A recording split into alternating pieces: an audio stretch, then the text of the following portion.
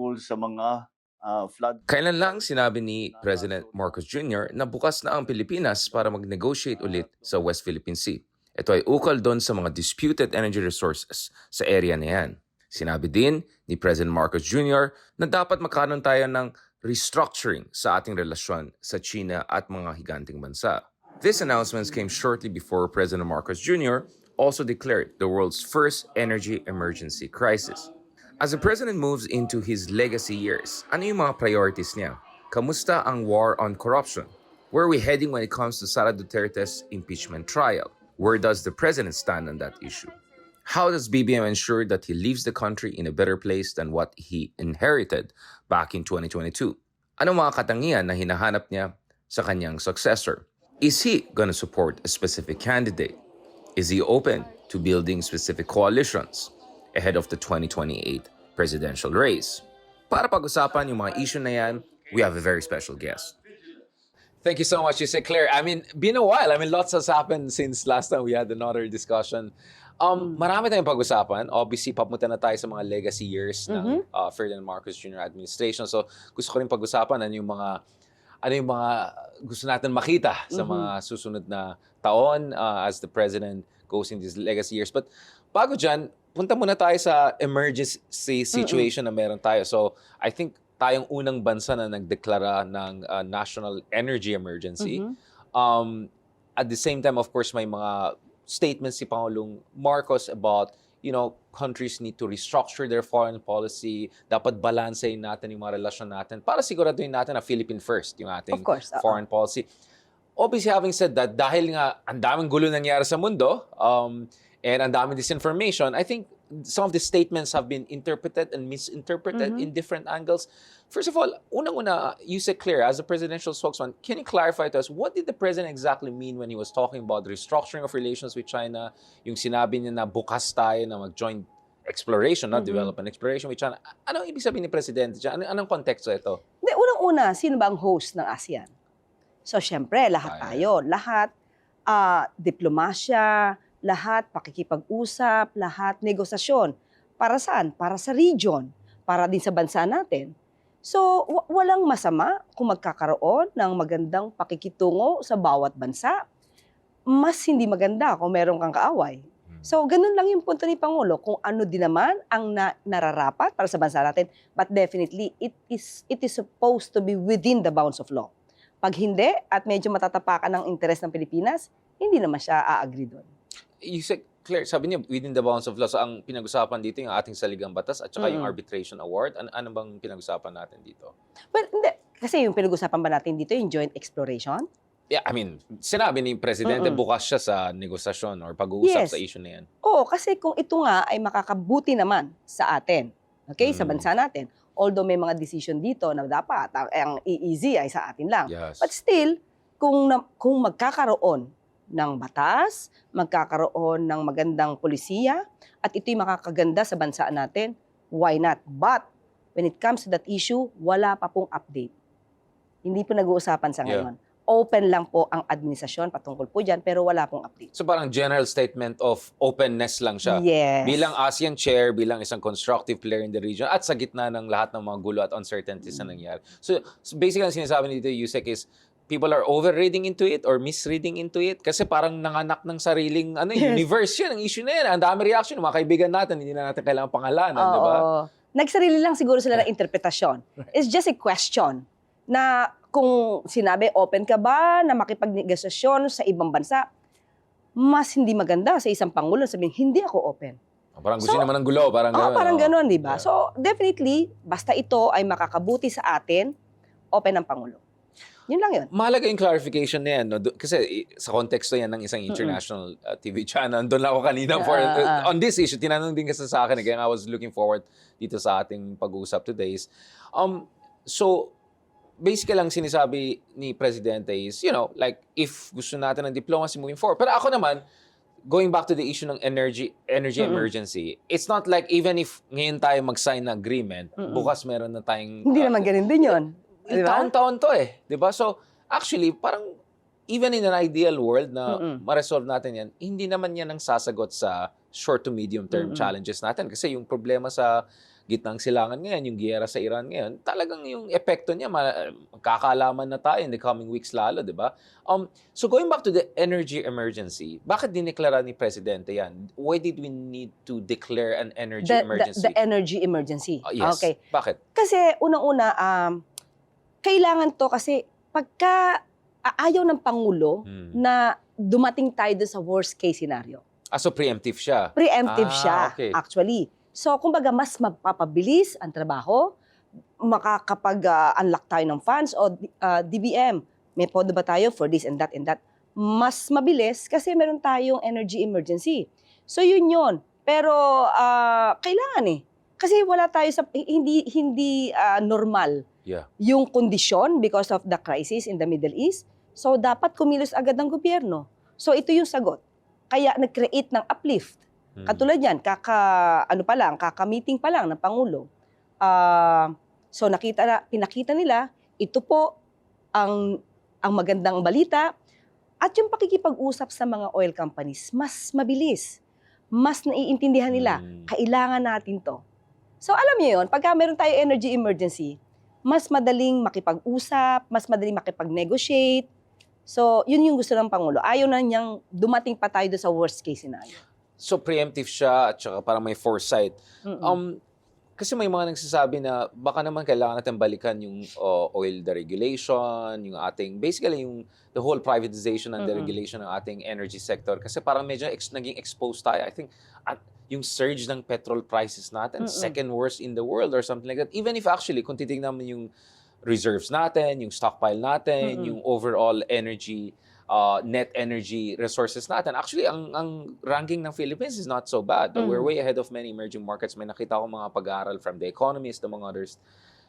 So may mga nagsasabi na baka ito ay isang oportunidad na pwedeng balikan itong oil deregulation, energy deregulation. Anong masasabi niyo dyan? Ano yung stance ng administration dyan? Ang Pangulo, pagdating po sa pag-repeal ng oil deregulation law, open ang Pangulo. Kaya lang siyempre dapat ipakita muna nila sa Pangulo, ano ba itong mga provisions na ilalagay nila, possible ba to, feasible ba to, so hindi ba ito rin maaapektuhan yung ibang stakeholders na baka hindi maging maganda yung effect. So dapat pag-aralan, mabuti, ibigay yung mga maaaring bill, yung versions nila.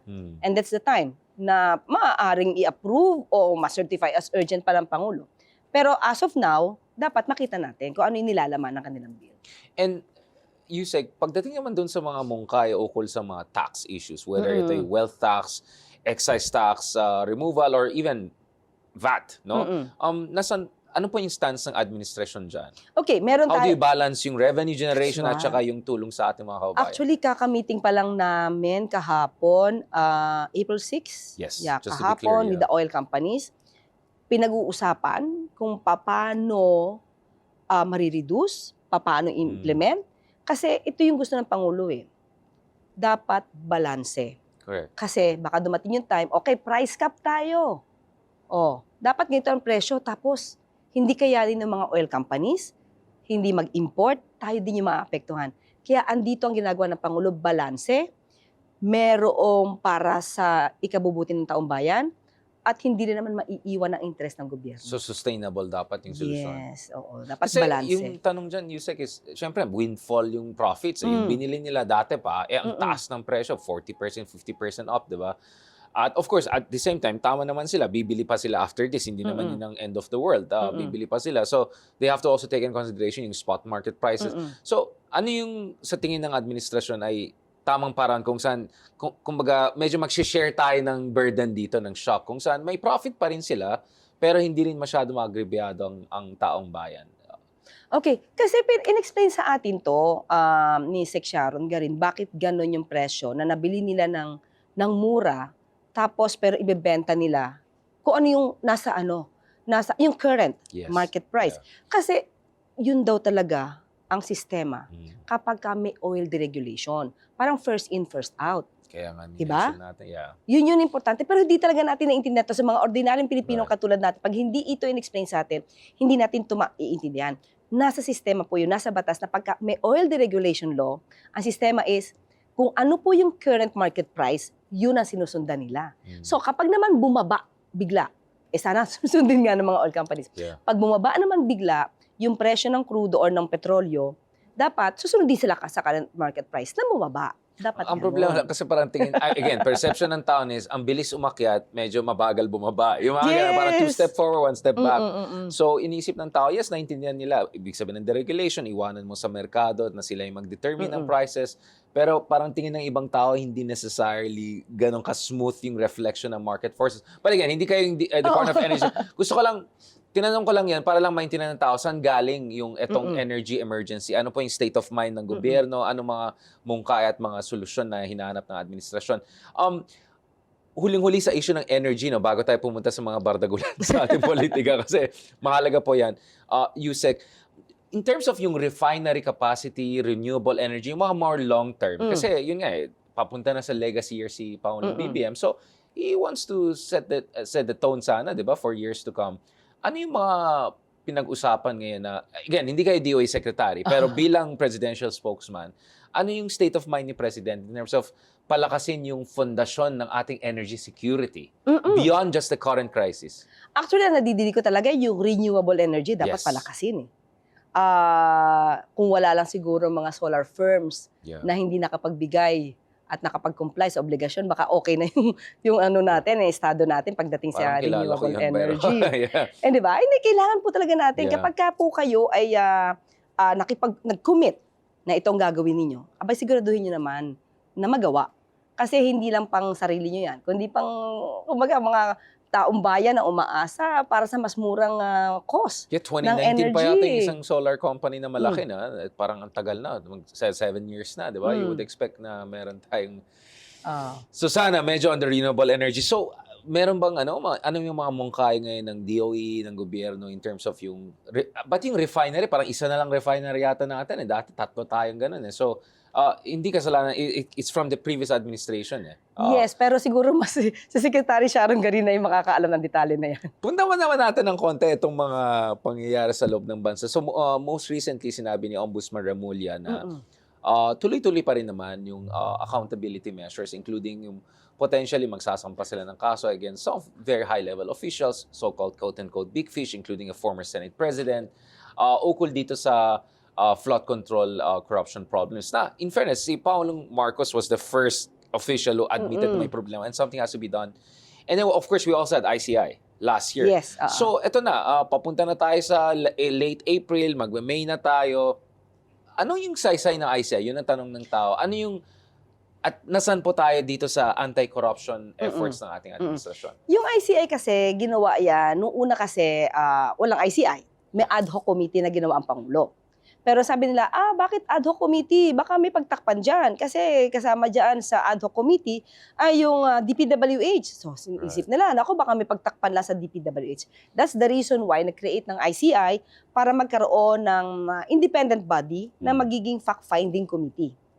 Para maumpisahan lang yung pag-gather ng documents, gather ng facts, para makapag-recommenda sila ng pag-file ng case sa DOJ or sa Ombudsman. Right. So, kapag medyo okay na, nakaumpisa na, at kaya na ng Ombudsman, alam naman natin ng Ombudsman at DOJ, they have this motu proprio. No? They have the authority to conduct motu proprio investigation.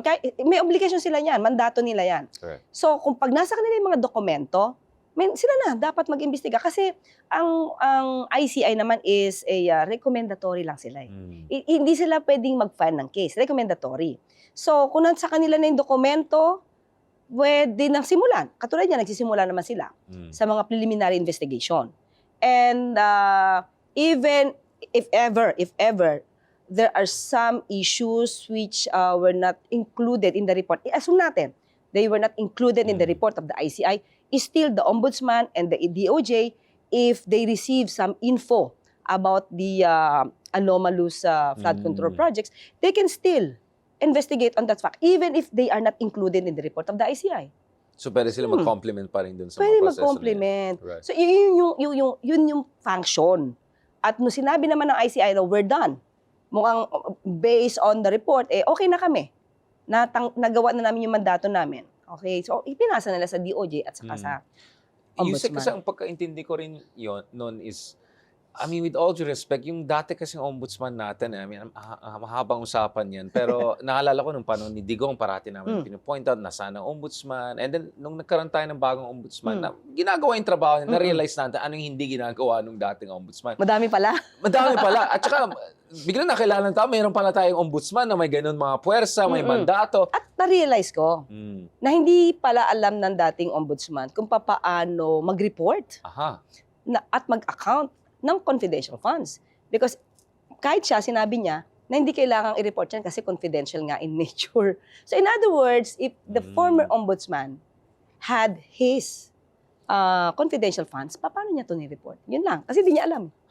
That's interesting. I mean, medyo the plot thickens. Kasi may mga, ano rin, di ba, report na may mga kaso pa, may investigation against at least one senator, and then for some reason, ma-fold yan ng dating ombudsman. I mean, it's a long story. But at least, aminado naman si bagong ombudsman Remulla na talaga may malaki tayong problema sa ating justice system. You should know this better than all of us having been involved itong sa mga dealing with our justice system or injustice system, some would say. Ouch! Well, syempre we have to believe in our justice system kasi pag hindi tayo naniwala dyan, ako magigiba kumbaga, ang sistema natin. Kasi kahit papano, dapat may pinaniniwalaan pa rin tayo na hustisya sa bansa. At naniniwala tayo sa Supreme Court. So, dapat ang Supreme Court, di ba? Dapat sila talaga ang mag-evaluate, mag-assess ng naaayon sa batas. Wala dapat mga judicial overreach. Ingat na ako kasi may indirect contempt sa akin the other year. But going back to this, Yusek, dito sa issue ng fight against corruption, no? I think recently yung US Trade Representative or meron silang reports sa US na isa daw sa mga dahilan na hindi ganun kataas yung investment sa Philippines at impediments is because there are good governance concerns in the country. Ano yung goal ni Pangulong Marcos before stepping down in terms of making sure na may good governance tayo, di ba? Hindi siguro daan matuwid ang tao, hindi ko alam kung anong tawag niya dyan, but basically, in terms of making sure na may rule of law tayo. Because at least sinasabi ng mga aliado natin na mahalaga din yan for investment, for making the country more attractive to foreign investors and also facilitating trade. Are we moving in the right direction, Yusek Claire? Are you optimistic na by the end of President BBM's term or even by the end of this year, sana, we have sent the right signal to the world na may ginagawa tayong tama para labanan ng corruption sa ating bansa? Yes, oo. Kasi it's the president who initiated the investigation of the flood control mess. So, dapat alam natin yan. And, sabi nga natin, kung hindi si Pangulong Marcos ang gagawa nito, sino? Kung hindi natin ito sisimulan, kung hindi sinimulan ito ni Pangulong Marcos Jr., kailan? Dahil tandaan natin, even before, ghost projects have been in existence since 2020. Siguro way back, meron pa. Yeah, But 2016, mga Diskaya, malaking projects nila. Diba? Yeah. It was admitted by the former President Duterte that there are ghost projects. During his time, meron. Up to now, existing pa to. Bakit? Hindi ko nga alam kung kasama ito sa iimbestigahan. But I believe, sinabi niya Ombudsman Remulla, even during the time nung kay Speaker Lourdes Velasco, Right. All the way back, yeah. Yes. So, kung noon ay meron ng ghost projects way back 2020 and it was admitted by the former president himself, bakit hindi nagkaroon ng malakihang pag-iimbestiga dito? At yun yung pagkakaiba ngayon, di ba? That's why. Yeah. So, yun yung pagkakaiba. Si Pangulo, 2025, ilang years, magti 3 years pa lang, imbestigahan yan. Kahit sinong tamaan. Kamag-anak, kaibigan, kaalyado. Pero kay dating Pangulong Duterte, kahit sabihin nila, ba't mo binabalik ang issue kay dating Pangulong Duterte? Kailangan ko i-compare. Kanino ko i-compare si Pangulong Marcos Jr.? Di dapat kasi sa dating administrasyon na walang ginawa. Kaya yung mga naging kalat noon, POGO, issue ng Pharmaly, EJK. Yeah. Diba, nililinis ni Pangulong Marcos Jr. at yan ang ayaw makita ng mga obstructionists. Kung anong ginagawa ng Pangulo na linisin ang bansa natin para mapakita natin sa ibang bansa, sa mga investors, na malinis ang Pilipinas at handang papanagutin ang dapat na managot na hindi nangyari noong nakaraan. And in terms of, kasi alam natin isang dahilan na talagang lumobo itong mga flood control, kung ano ng mga kalokohan ng projects is yung mga discretionary funds, yung mga different versions ng pork barrel, and mga others. Ano yung ginagawa ng administration ngayon para medyo yung access ng ating mga politiko sa mga ganitong discretionary funds? Ito yung mga funds na medyo mababa yung transparency, mataas yung discretion level, medyo malaki-laki rin yung amounts. Diyan nangyari maraming kalokohan. What are we doing on that front? Kasi yan ang binabantayan ng mga observers, including mga investors, yung mga tinatawag na discretionary funds. Kasi ganito nangyari. Nung medyo, di ba, syempre napirmahan na yung budget, 2025, ang inutos ng Pangulo sa DBM, bago mag-release, dapat kompleto dokumento. Right. Especially yung mga for later release. 'Di ba? Dapat may feasibility study, dapat siguradong gagawin. So naging maingat si Pangulo sa FLR. Kaya nga may nag-aalit Right. na meron nga akong request for LFR hindi nilalabas O bakit? Baka hindi mo kasi napatunayan na dapat ibigay sa iyo. So maraming ganun Pwede na paki-explain nangyari. ano yung LFR? Kasi For later release ng kaya nga in-explain ko yung funds. discretionary fund kasi para na mag-gets ng tao yung konteksto ng pinag-usapan natin. Kasi nangyaring corruption kung maraming discretion yung mga politiko, di ba? So Yes. bawasan mo dapat yan, di ba? Yung, may mga pondo kasi Right. na sasabihin nila ito ay programa nila, Correct. may programa sila, pero yung budget na yun hindi pa talaga nakalaan doon. Correct. Okay? So ang mangyayari diyan, ipo-prove nila ngayon sa executive. Ito po yung project namin. Bilang, let's say, congressman, ito po yung project ko sa constituents ko, ito po yung project namin sa distrito ko. Pero bago, inutos ng Pangulo, hindi pwedeng basta-basta kayo magre-release. Right. Dahil nakita natin yung mga marami namang insertions, actually, gusto na din natin maipaalam na kung may insertions at tama naman, walang problema Like Kung talagang gagawin. Senator Risa pushed for certain adjustments. Amendments, diba? Yeah, oo, amendments. Legit yan. Yes. Transparent process, yeah. May ganon. Pero dapat patunayan nila na tama yung kanilang programa, may mararating yung programa. Na hindi nakita ng gobyerno sa unang draft budget. Yes. Yeah. Kasi sinasabi ng DBM, yung may mga ibang insertions dyan, syempre ilalagay dyan, thinking, legit ito, okay lang. Kasi program nila okay lang yan. Tapos, siguro, yung mga nakaraang taon, nakita na, malamang in good faith. Tapos nakita ng Pangulo nung bumaha, teka lang, Yeah. nasan yung pondo? Bakit bumaha? Kailangan ito maimbestigahan. So doon nag-start yon. So ngayon, hindi na pwede mag-release basta-basta ng funds hanggat hindi napapatunayan na may pakakaratingin itong pondong to. At yun ang hindi nakikita ng ibang mga kababayan natin dahil ang daming mga fake news peddlers. Kumbaga manira sa gobyerno, ganun na lang. You say, Claire, is it just fake news lang ba ang problema? Kasi ang iniisip ko rin minsan is, I'm independent, nasa labas akong gobyerno. Pero minsan, sinasabi ko rin sa mga kasama natin sa civil society, even sa media, parang sana maintindihan din natin, hindi madali na linisin yung sistema at hindi tayo pwede nega ng nega. Of course, pwede tayo mag-criticize, walang problema dyan. Pero dapat maintindihan din natin na kung ganyan, if the rot is that deep, kailangan mo ng oras, kailangan mo ng, basically diskarte. There's a way to do it. You say, Claire, I know, of course, you're a democratic person, you're a lawyer, you appreciate plurality of opinion. Pero sa tingin niyo ba, minsan naging unfair yung mga, hindi yung mga fake news, yung mga good intention friend natin na hindi nila na-appreciate yung efforts ng administrasyon. At saka yung hirap na yung ng reforma. Hindi madali magkaroon ng reforma sa isang system na talagang may corruption all the way. Yeah? Yes, oo. Maraming ginagawa ang Pangulo, pero sabi nga natin, yung ibang mga masyadong negatibo. Kahit sabihin na natin hindi sila obstructionist, may mga negatibo na hindi nila talaga nakikita ano ba yung ginawa ng Pangulo kasi mas nakikita nila bakit ganon, bakit ganyan. So katulad na lang ito na nangyayari ngayon, di ba? Hindi natin gusto yung crisis sa Middle East. Of course. Pero yung pondo sana na pang proyektong iba, naiilalaan ngayon dito dahil sa nararanasan nating krisis sa Middle East.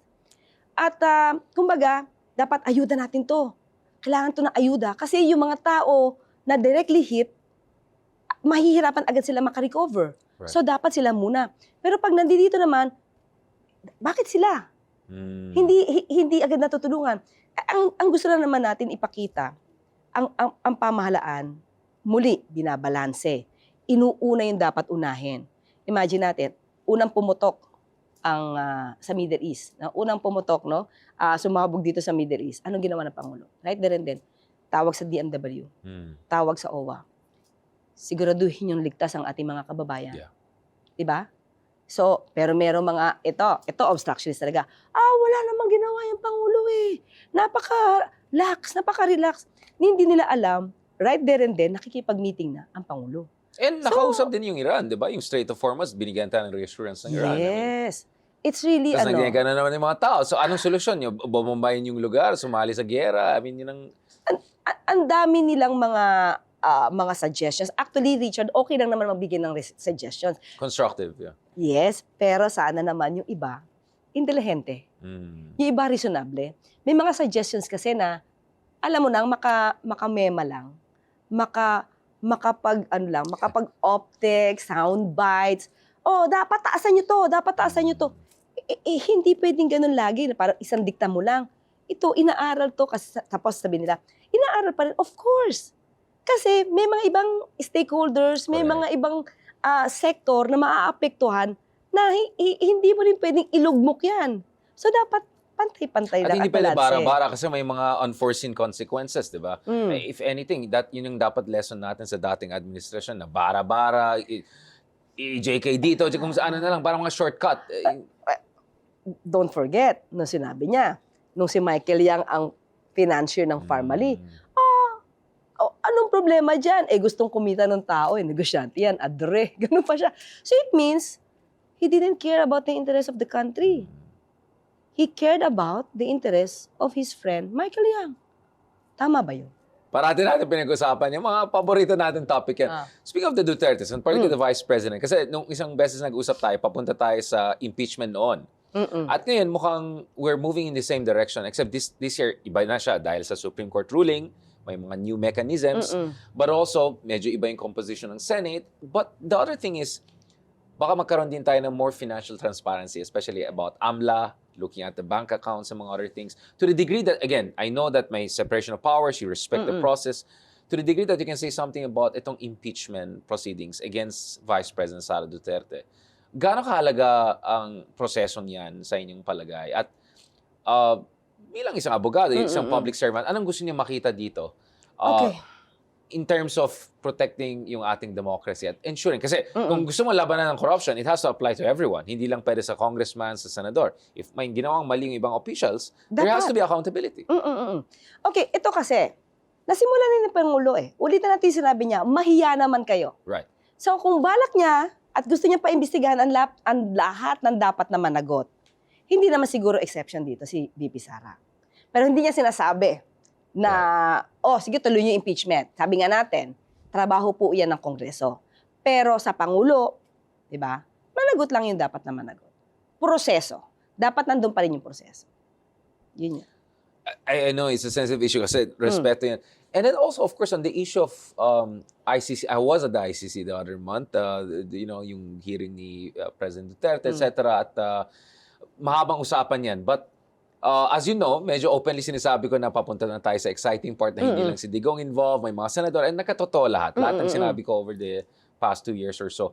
In terms of cooperation with ICC, in terms of yung issue ng EJK at accountability sa issue na yan, anong yung stance ng gobyerno natin? Because may mga mungkay na baka kailangan natin sumali ulit sa ICC, or baka kailangan i-ratify ulit ng Senado, or baka yung presidente mismo, unilateral can rejoin ICC. May mga surveys tayo recently that show na at least a significant plurality of Filipinos gusto nila sumali tayo ulit sa ICC, or dito magsasagawa tayo ng mga hearings ukol sa mga EJKs and all. Ano po ang stance ng administrasyon sa issue na ito?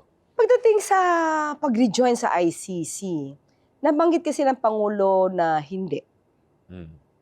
Sa ngayon. So, yun lang. Yun lang masasabi ko, hindi magre-rejoin sa ngayon.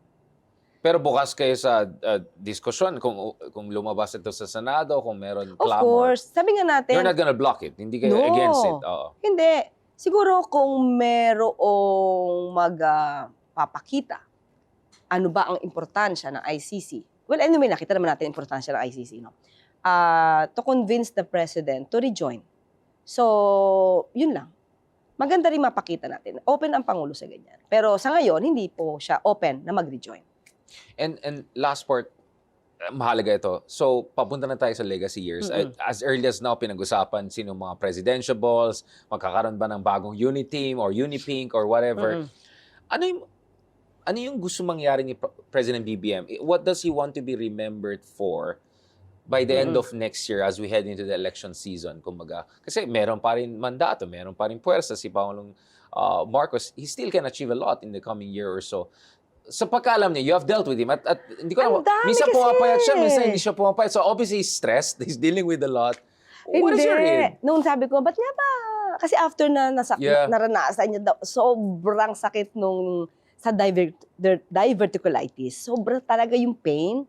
Can you clarify for that? Kasi ang dami naman fake news around that Oo. eh. Nung nagkaroon siya ng diverticulitis, siya mismo nagsabi, let's have to say, I have to reveal anong findings sa akin. Transparent tayo. At that time, hindi ko ano ba yung diverticulitis. Di ba? Parang, wow, ano yun? Yun nga, pain sa intestine. At nahirapan digestion siya. issue, Yeah, at super talaga yung, kumbaga, sa level siguro na maximum yung level ng kanyang pain. Ngayon, dahil sa sobrang naranasan niya, ayaw niya nang kumain ng sobra. Ayaw niya nang kumain ng, alam mo, maaari pang sumakit yung kanyang tiyan. But he has been lean naman ever since. Napansin ko kay President BBM. Hindi talaga kasi siya palakain. Yeah, Oo. lean naman siya ever since. Oo, saka pero nagluluto siya. Nagluluto siya at pinaggagawa niya ng breakfast si First Lady. Nagluluto ba siya ng Ilocano food also? Yung mga pinakbet, gano'n. Hindi ko siya natanong eh. Oo, nagluluto siya. Kasi healthy food namin. I mean, from Baguio. Nagluluto siya. Yeah. So, ayaw niya lang ngayon sigurong kumain na maaaring mag-cause or ma-trigger yung sakit, yung pain. Ayaw niya na daw maranasan yon. And may kinalaman siguro ang stress sa gano'n. I mean, it must be a very, I mean, sabi niya maybe because of the age. Trabaho. Yeah, well, yeah. I mean, he's not the youngest man anymore. Yeah. Maybe sa age, sa stress, may sinabi naman niya siguro kasi marami naman talaga siyang dapat na i-resolve na mga issues para sa mga kababayan natin. Is there anything na surprise kayo in terms of working with President BBM? Yes. Yeah. Can you tell me a little bit, like, from your perspective as the presidential spokesman? Kasi at the time, hindi ba ang sinasabi nila, may nagsasabi nga kasi kilala din to, ang tamad-dapat daw ng Pangulo eh. Sabi, that's not true. That's not true. Kasi ang Pangulo on time. Pag sinabi niya yan, 8 o'clock, punta doon, pupunta sa isang event, on time. Di yan nalilate. Hindi, ito yung katulad ng isa na tulog buong Hindi. araw, tapos nagpakita bigla 11 p.m. Yes, yung press con niya. Yeah. Tulog na, antok na yung mga media. Hindi siya ganon. So, on time si Pangulo. At kapag let's say, ako kasi naranasan ko kung paano mag-meeting. Minsan sa isang araw, pag wala siyang event sa labas, right. Minsan ang meeting niyan, 4, may courtesy call, may oath-taking, may private meetings. When we say kasi private meetings, hindi ibig sabihin na sila lang. Ibig sabihin, let's say, parang private meetings with Secretary Sani Angara. Tapos, CHED and TESDA. About education. 3. So, private meeting, sila lang.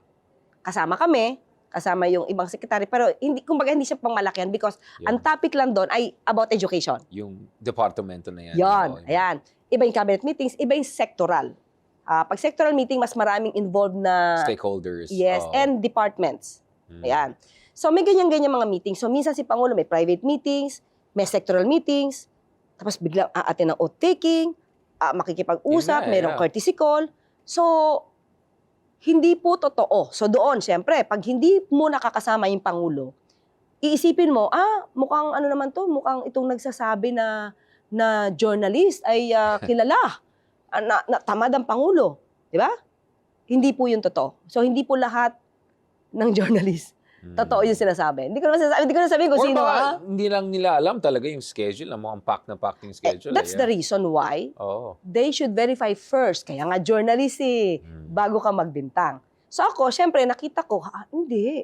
Minsan, alam mo, tipong ikaw na yung aantukin sa sobrang pagod, pero ang Pangulo talagang attentive. So mahiya ka na mapagod ka. Oo, para mahiya ka na dapat may toothpick ka sa mata kasi si Pangulo nakikipag-usap pa, nagtatanong pa, hindi ba dapat ganito, hindi ba dapat ganyan. Tapos ikaw, hindi ka pwedeng antok-antok kasi Pangulo mo sobrang nakikinig sa mga ka-meeting parang wala kang parang wala kang authority na hindi ka makinig kasi ang Pangulo mismo nakikinig. Ikaw pa ba?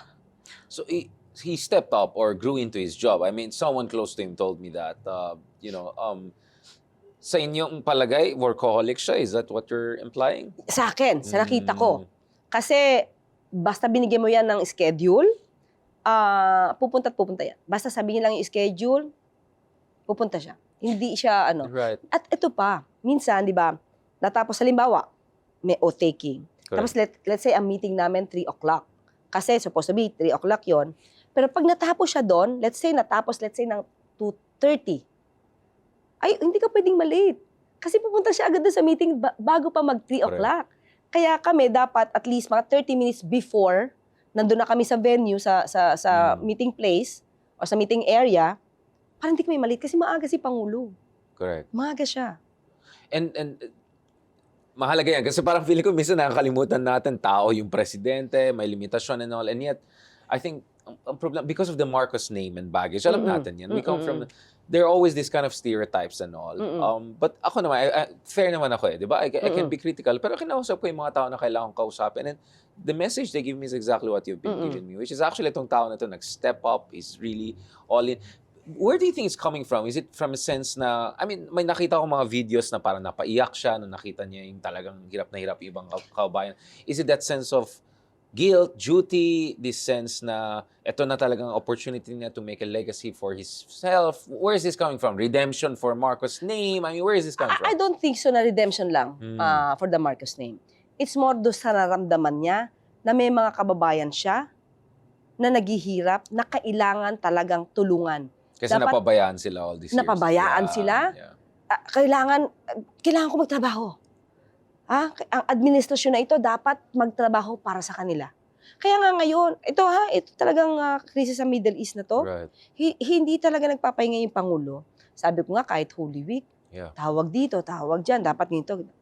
Ganon. So, siguro doon sa mga naninira lang. Kasi meron naninira lang Although alam naman nila yung ibang katotohanan, pero ang purpose nila is manira lang. Sana yung mga kababayan natin na, yung neutral. Yeah. Sana makita niyo po yung ginagawa ng Pangulo para sa atin. Maging mapanuri. Kasi ang dami po talagang fake news na lumalabas para lang sirain si Pangulo Marcos, pati yung administrasyon. Yusek, siguro doon sa mga kababayan natin na hindi nila naintindihan gaano kahirap yung trabaho sa loob ng gobyerno. I mean, hindi ako nag-work at your level, pero I mean, I work in the Senate, I work in the Congress, marami akong nakusap. Sa pagkaalam ko, mahirap kasi malaking makinarya ang gobyerno. Ang daming mga competing priorities and problems. To the degree na pwede nyo i-explain sa ating taong bayan, gaano kahirap ang trabaho ng isang gobyerno sa isang bansang katulad natin na ang dami-daming problema naka-lasagna over the years. Para lang, kasi nahintindihan ko, yung sinasabi mo, nega ng nega yung ibang tao. Pero nahintindihan ko rin sila kasi parang akala siguro ng tao, magpo-push button ka lang, eto na yan. Bakit di mo ginagawa? Baka may masama kang balak I think may caricature na view ang tao sa yung makinarya ng Estado, kumbaga. Can you explain to people how difficult, how challenging is when it comes to yung trabaho ng gobyerno and balancing different priorities? Ang isa sa pinaka siguro issue, kahit gusto natin, kami ay yung gobyerno, kailangan namin bilhin ito. Right. Ito para ibigay sa tao. May procurement tayo Yeah. 'Di ba? Meron tayong law on procurement na hindi mo pwedeng bilhin ito agad na hindi dadaan sa proseso. So minsan doon nagtatagal. Kailangan may procurement pa. So isa yan, issue yan. 'Di ba? Yung bureaucracy. Yes. Isa yan na dapat para hindi ma-question na baka to corrupt kasi minadali. Dapat dumaan pa sa kay A, dadaan kay B, dadaan kay C. Pero because of that, nakita ng Pangulo, yan yung ayaw na ngayon ng Pangulo. Kaya tayo merong e-gov. Yeah. Super app. Diba, ito siguro talaga mapapamana to ni Pangulo, no? Maliban sa ibang mga ginagawa niya. Yung digitalization. Ito yung gusto niya kasi gusto nga niya konektado lahat Mula dulo hanggang, sa taas hanggang dulo ng Pilipinas, maabot. Kasi gusto niya digitalize. At ang gusto ng Pangulo, maging progreso pa yung AI natin. Isa yan. So, proyekto talaga ni Pangulo yung AI.